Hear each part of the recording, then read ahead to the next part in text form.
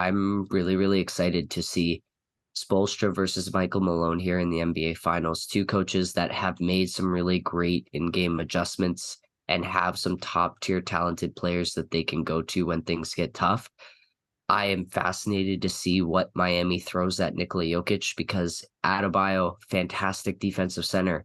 He gives up a lot in the Libby's category, in the pounds in the paint, and Cody Zeller again gave them some good minutes, but they went away from him as the series went along, and I don't think you can trust him for more than 10 minutes and five fouls on Nikola Jokic and just try and wear him down. And beyond that, they have no size. And so they are going to get dwarfed by an Aaron Gordon, by a Michael Porter Jr. So really, I'm just so fascinated to see how they're going to deal with the size of Denver versus Boston. And then, of course, the actions and the continuity that this Nuggets teams get. They're just going to get very good shots. And Miami's still going to be in scramble mode starting tomorrow night when the finals kick off. Yeah, I don't think there's a zone in the world that can stop this Nuggets offense. Like the low high post elbow quarterbacking of Jokic, and then the between the cutting and the open look shooting this team has. And like everyone is a playmaker, like at a pretty decent starting point guard level, at least like 6, 7 down the roster. So it really becomes about one-on-one defense, winning your man-on-man matchups, and slowing the Nuggets down as much as you can. And as you said, like when you look at how no one in the league matches up against Jokic, but the Heat don't come particularly close. And I think point guard defense is something they really struggled with against the Knicks and Brunson. Murray, a different kind of player than Brunson, but like as great as Gabe Vincent and Kyle Lowry have been for this Heat team, I I said it last week. I just don't see them being able to put even the kind of defense Dennis Schroeder was able to put on Jamal Murray.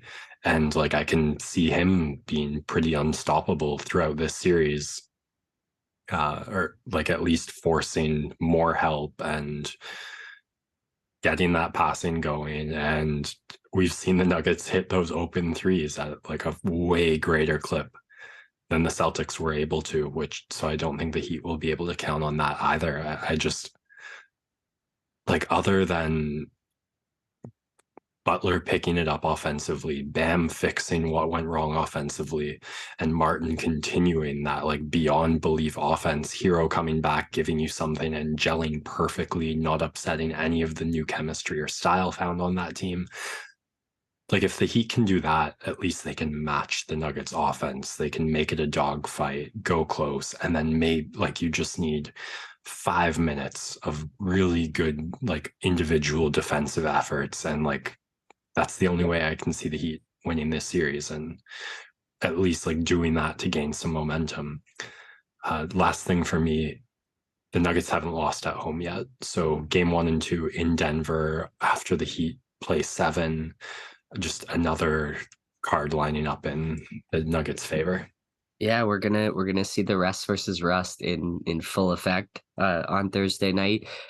And I just want to give some love to Miami, even though I am gonna pick Denver in this series in 5 games. I think Miami, the key for them to stay in this series and put some pressure on Denver is going to be the pressure they apply on the rim, right? Jimmy Butler is really great at getting free throws and attacking the paint.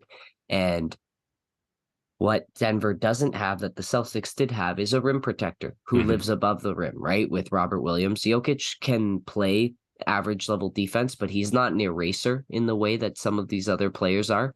And Aaron Gordon, KCP, Bruce Brown, Michael Porter Jr. have all done admirable work on the defensive end, but they haven't had to face a guy like Jimmy Butler. It's been more of a power presence They from had to from face LeBron. LeBron James. Yeah, it's been more of a power presence They from had to face LeBron Kevin Durant. Like and they've Devin they've Booker. faced Yeah. some pretty fucking good I, scorers so far. yeah, I think Jimmy Butler though brings a different type of attack from those Mhm. guys where he is less brute force and more of I don't want to use the word dirty, but like grit force, Yeah, where he's he's going scrappy. to, yeah, Like he's if gonna, Patrick Beverly was an offensive god, it would look very similar to Jimmy Butler's game. yeah, like Jimmy takes these kind of fall away shots, which you could compare to Kevin Durant and Devin Booker, but what he mixes in with it is the footwork around the rim. He's gonna grab your arm as he's driving down the lane. He's gonna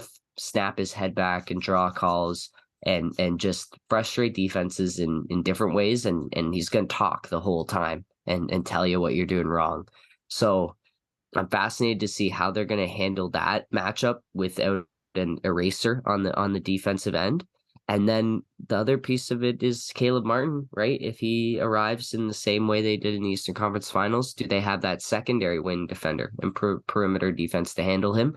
And then Bam Adebayo.